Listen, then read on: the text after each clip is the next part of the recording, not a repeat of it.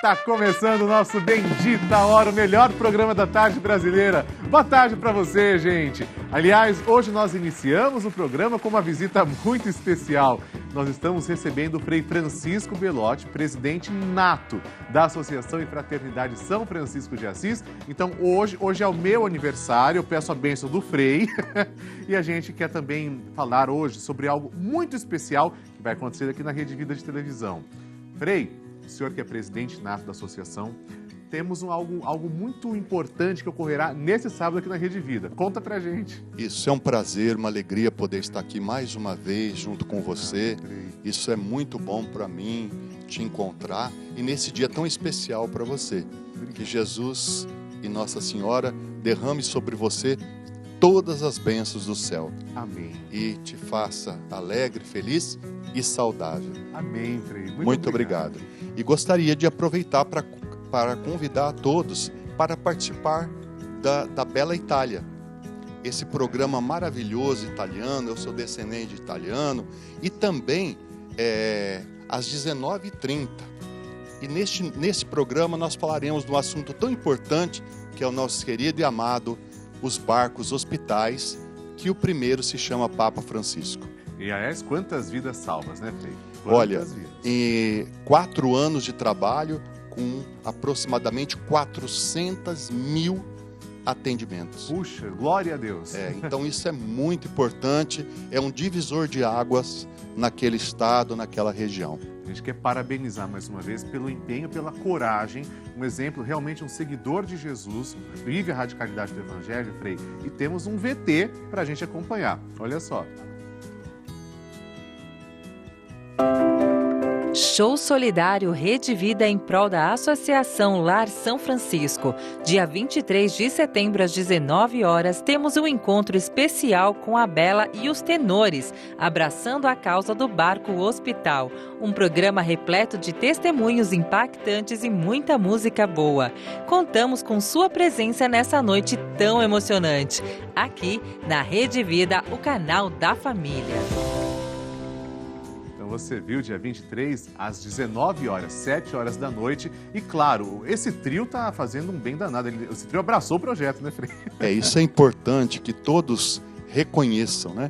Esse projeto, que é o projeto de Jesus. Ide, e lá nós estamos. Uma igreja em saída, e lá nós estamos. Então, eu convido a você, às 19h, participar comigo e com eles, que tem uma voz maravilhosa, para abraçar os nossos barcos hospitais.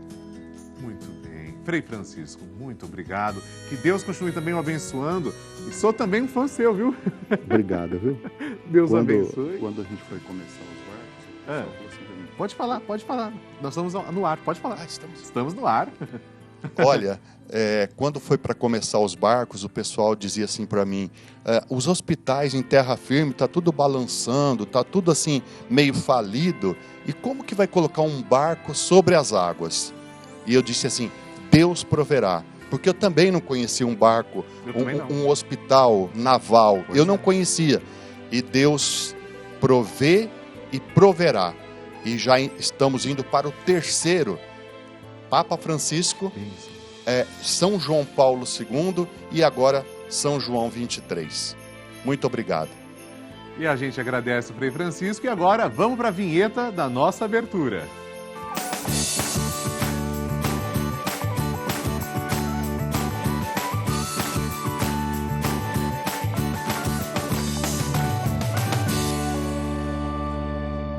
E a gente começa o programa hoje falando sobre o projeto Responja. É o projeto de reciclagem de esponjas. Aliás, presta atenção, a produção preparou um VT caprichado para a gente poder conversar sobre esse assunto. Olha só.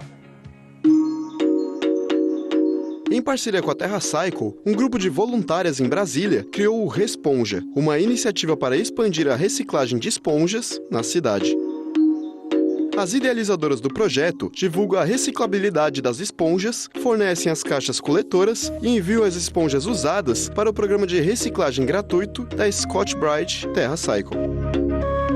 A iniciativa tem sido muito bem acolhida na cidade. Já foram enviadas mais de 35 quilos de material, que corresponde a aproximadamente 4.500 esponjas. programa deste tipo de reciclagem é pioneiro no mundo e é uma iniciativa inovadora.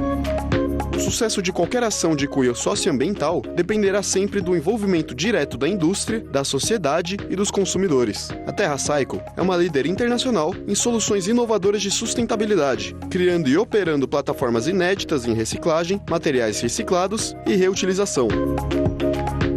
Em 21 países, a empresa tem a missão de repensar os resíduos e desenvolver soluções práticas para os complexos desafios de hoje.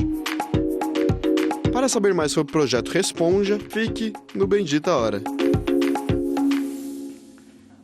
E hoje, para falar sobre esse assunto, eu recebo a Renata Ross, gestora de marketing. Renata, seja bem-vinda. Que alegria. É um prazer estar aqui, padre. Prazer nosso em recebê-la. Aliás, esse projeto despertou curiosidade na produção. Acho que agora também todo mundo está assistindo.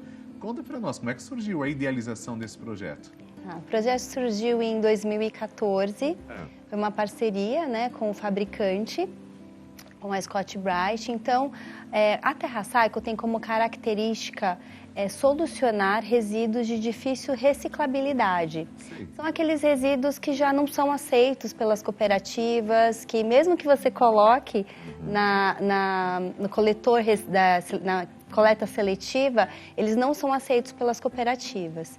Isso acontece por um motivo, por questões econômicas. Então, quando a cooperativa recebe esse tipo de material, ela não consegue gerar nenhum tipo de receita. Então, é exatamente nesse segmento que nós trabalhamos. E a esponja é um resíduo que é um material que é muito consumido nos lares e que, de fato, não tinha uma solução.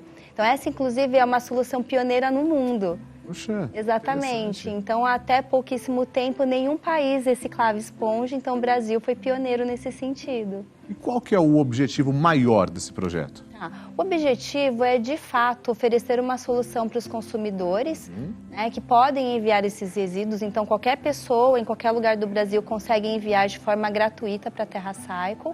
Então, o objetivo é, de fato, desviar o envio desse tipo de material para os aterros sanitários, para os lixões, que é uma realidade ainda aqui no Brasil, e também evitar ao máximo que esses resíduos vão parar nas vias públicas, né, que a gente sabe que o fim, né, acaba sendo os rios e oceanos. Então, esse tipo de iniciativa contribui muito nesse sentido. Então, nós atuamos tanto na redução, né, da geração desse resíduo de lixo, como também nós reduzimos a extração de matéria-prima virgem. Porque a partir do momento que você tem um material que antes não tinha uma solução, não tinha uma serventia, e nós conseguimos desenvolver uma solução para ele, automaticamente eu tenho uma matéria-prima de qualidade que permite a reintrodução no ciclo produtivo e pode ser dado origem a diversos outros produtos.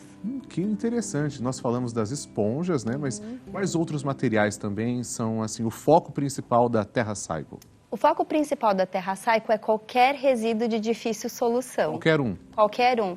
O que nós precisamos é do patrocínio, né, das empresas que são as produtoras desses produtos e bens de consumo, que colocam esses produtos no mercado e que no final do ciclo de vida se tornam um resíduo.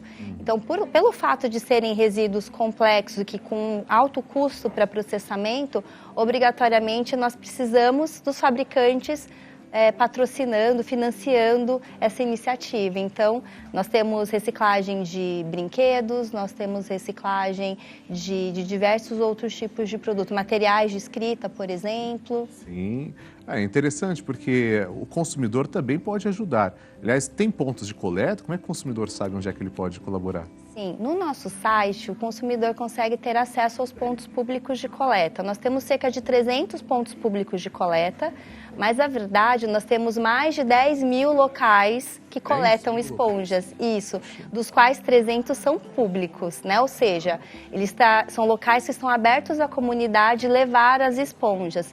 Mas qualquer pessoa consegue participar, basta entrar no site, que é www.terracycle.com.br, e ele se cadastra, pode cadastrar o condomínio, a escola. O ideal é que sempre sejam locais com uma grande concentração de pessoas, porque aí mais pessoas contribuem, aí é feito o envio do material.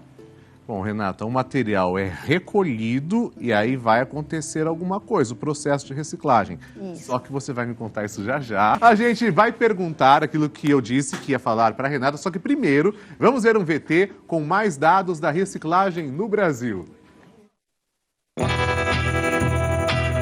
Sobre a origem da reciclagem em nosso país, há registros de que desde a época da Segunda Guerra Mundial, nós já dávamos nossos primeiros passos nos processos de reaproveitamento de materiais. Atualmente, o panorama da reciclagem no Brasil ainda é de que muito se precisa fazer para que tenhamos mais avanços com resultados que vão além do comum.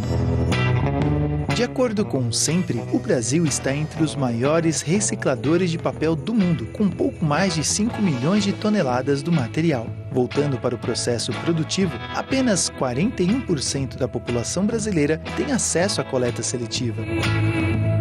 Falar sobre a reciclagem nos faz ter uma curiosidade completamente aceitável. O que o país mais recicla atualmente? Confira a lista que preparamos com os materiais mais reciclados. Latas de alumínio, 98,7% de reaproveitamento. Papel, quase 67% de índice de reciclagem. Latas de aço, 47% de reaproveitamento. Embalagens longa-vida, como as de leite, quase 36%. Vidro, 25,8% de reaproveitamento. E plástico, apenas 23% de reaproveitamento do material.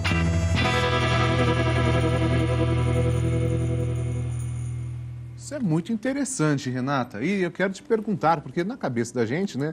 Vai tudo para um lugar e a máquina age. Não é simples assim. Como que é esse processo de reciclagem?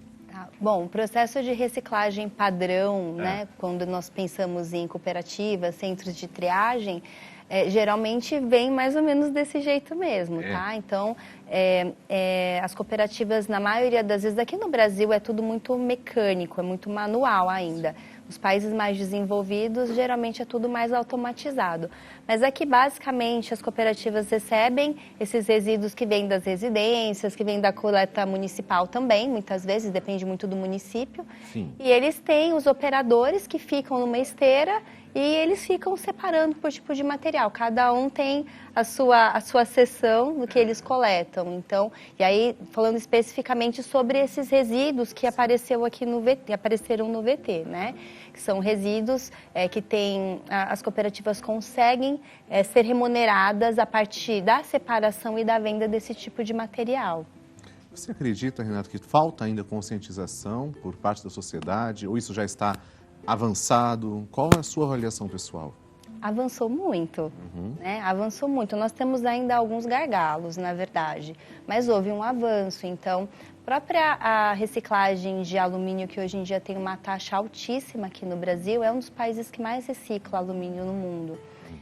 Isso só foi possível porque na década de 70 houve um fomento, houve um incentivo, houve um processo de estruturação por parte da indústria de alumínio. Então, tem também a Política Nacional de Resíduos Sólidos, então é um caminho. Mas sim, tem um percurso bem longo a ser percorrido nesse sentido. Então, tem a questão de educação ambiental e tem uma questão ainda também de acesso. Né? Porque mesmo quando nós falamos do percentual da população que tem acesso à coleta seletiva, isso não necessariamente está disponível para todo mundo. Então, às vezes, você tem um município que você tem apenas alguns bairros que têm acesso à coleta seletiva. Sim. Então, tem algumas questões, alguns aspectos ainda a serem trabalhados, mas nós avançamos bastante nos últimos anos. É interessantíssimo. Eu ia perguntar justamente isso. A pessoa mora, por exemplo, num condomínio, ela quer colaborar. Como é que ela pode solicitar um ponto de coleta, uma caixa de coleta? Você fala de esponjas ou no geral? No geral. Tá. No geral, geralmente isso é trabalhado com o próprio síndico, né? Então, o síndico é muito comum que seja feito parceria com as cooperativas. E o condomínio separa o material e doa esse material para as cooperativas. Então, geralmente é assim que se trabalha. Ou tem mesmo algumas empresas que trabalham com a coleta seletiva e eles prestam serviço para o condomínio. Então, tem algumas formas de trabalhar, mas geralmente são feitas parcerias com as cooperativas. Parcerias. Isso. E os desafios no campo da reciclagem? O que você pode elencar para a gente? O que é mais difícil? conscientizar, agir na prática mesmo, devolver o meio ambiente sustentável? Qual o maior desafio? Olha, eu pontuaria um desafio bem considerável a questão de design dos produtos e das embalagens. Tá? Por quê? Porque a gente só não tem uma taxa maior, né? Existem, como eu disse, outros gargalos, mas um deles é o fato de nós termos muitos produtos e embalagens extremamente complexos. Sim. Então, você, quando pensa, por exemplo, até numa caneta, que nós temos programas de reciclagem, né, de caneta, então você tem diversos tipos de componentes naquele material. Então, isso faz com que o custo de separação seja elevado. Então, quanto mais complexo ou quanto mais empobrecida for uma embalagem, menor é o valor que ela tem, maior é a complexidade. Então, um dos desafios e algo que, ao meu ver, precisa ser observado é a questão de design dos produtos e das embalagens. E isso facilitaria muito o processo, reduziria os custos e aumentaria as taxas de reciclagem no Brasil, com certeza. Eu gostaria que a gente refletisse um pouco. Se esse projeto é tão importante, se traz um benefício tão grande para nós, seres humanos, para o meio ambiente como um todo, eu pergunto para a Renata, o que a gente pode notar de impacto positivo já da reciclagem, de ações como essas? Bom, de ações relacionadas à reciclagem, a gente teve uma melhora considerável. Esses números eram piores no passado, tá? Esses números, de fato, eram piores. Mas o que eu percebo mesmo é o consumidor tem um papel muito importante nesse processo. Então, eu gosto, inclusive, de falar que vai muito além de uma responsabilidade. O consumidor tem um poder muito maior do que ele imagina. Então, a partir do momento que ele deixa as empresas saberem que isso é importante para ele, as empresas também se movimentam nesse sentido. Então, é muito frequente as pessoas deixarem de consumir algum tipo de produto porque ela não está de acordo com o processo produtivo, com a forma com a qual os produtos são fabricados, ou pelo fato de não serem recicláveis, mas ela não deixa a empresa saber, ela não deixa a marca saber. Então, nós falamos que todas as vezes em que o consumidor compra um produto na prateleira, ele está votando com o dinheiro dele para a manutenção daquele modelo, daquele processo produtivo. Olha, isso é muito profundo, isso, é verdade. Exato. Então, se a partir do momento que o consumidor ele perceber essa força que ele tem, o poder que ele tem, ele consegue também ser um agente importante nesse processo de mudança. O Rodolfo tem pergunta. Vamos ver, Rodolfo. Tudo bem? Boa tarde. Tudo bem, boa tarde. Assim como leigo, né? Às vezes a gente está em casa e fala assim, no caso das esponjas. Nossa, parece que elas não são tão prejudiciais, né? Parece que é um material um pouco mais... você olhando assim, que é de mais fácil reciclagem e tudo mais. Realmente é isso? Então, qual a importância real também da reciclagem desse tipo de material das esponjas? Essa é uma ótima pergunta. Obrigado. Porque, de fato, eu antes de entrar na TerraCycle, eu também tinha diversas concepções acerca de produtos e embalagens e que trabalhar na empresa fez com que eu realmente percebesse o que é a realidade, né? Então, por exemplo, as embalagens de biscoito, eu acreditava que se eu colocasse na coleta seletiva estaria resolvido, e não é. Por mais que você tenha a informação de que é reciclável, um percentual baixíssimo acaba sendo reciclado de fato por diversos fatores, né? E a esponja é a mesma coisa, então você olha e fala, eu acho que dá para reciclar, mas na verdade o custo de processamento é bem elevado. Então, e se se esse resíduo acaba caindo, por exemplo, sendo descartado incorretamente, ele se degrada e se transforma também em microplásticos. Então, por isso que a gente tem esse trabalho muito sério de conscientizar a maior quantidade possível de pessoas para que esse envio seja feito para a TerraCycle e que nós possamos reciclar as esponjas. Uma das maiores tristezas que a gente pode ver, inclusive tem muitas reportagens sobre isso. Você já acompanhou, Renata, para onde vai a sujeira do Rio Tietê, daqui da capital, da região metropolitana? Sim. Tem uma cidade que, claro, né, Tietê migra para esse local, essa espuma tóxica, e lá, gente, é tão triste saber, eu acho que é salto, é tão triste saber que toda aquela sujeira, ela não vai desaparecer, ela não vai sumir sozinha, e a gente está poluindo outros lugares. Eu acredito que ações como essas possam ajudar a, pelo menos, reduzir o impacto. A Inglaterra conseguiu. A Inglaterra conseguiu isso, tinha uma realidade também parecida com a nossa, mas 2023 é incrível, a gente não consegue ainda solucionar problemas como esses, né? E cobrar o poder público também nesse sentido, né? Porque esse tipo de resíduo que você mencionou é resíduo químico. Sim. Né? Que ele é ainda mais complicado, porque você tem mais dificuldade de coletar.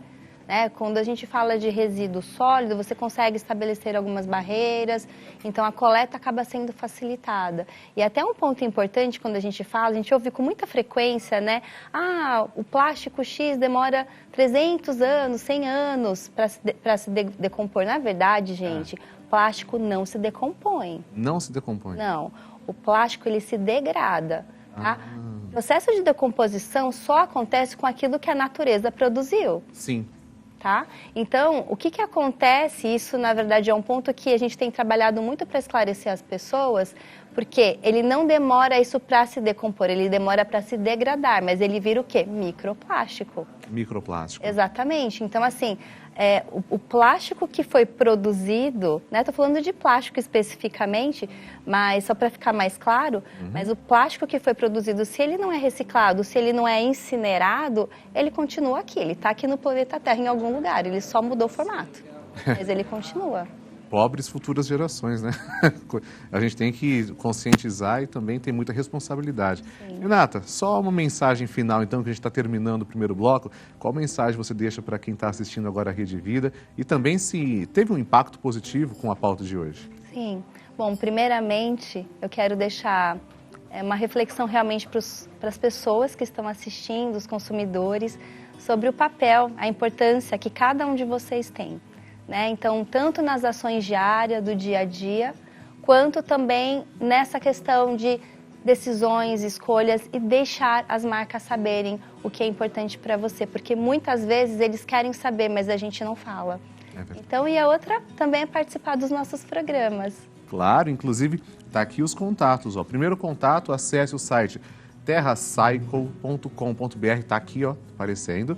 E o Instagram é @TerraCycleBR. A pessoa pode entrar lá e seguir, né? Sim, com certeza. Te agradeço muito, Renata. Parabéns pelo trabalho. Obrigada. Boa tarde para você. Obrigada. Uma pequena pausa, vou tomar um golinho d'água e no próximo bloco vamos falar sobre os perigos dos chamados jogos de azar. Vai mandando sua mensagem pelo nosso YouTube e nada de mudar de canal. Não, melhor tá aqui na Rede Vida. A gente já volta.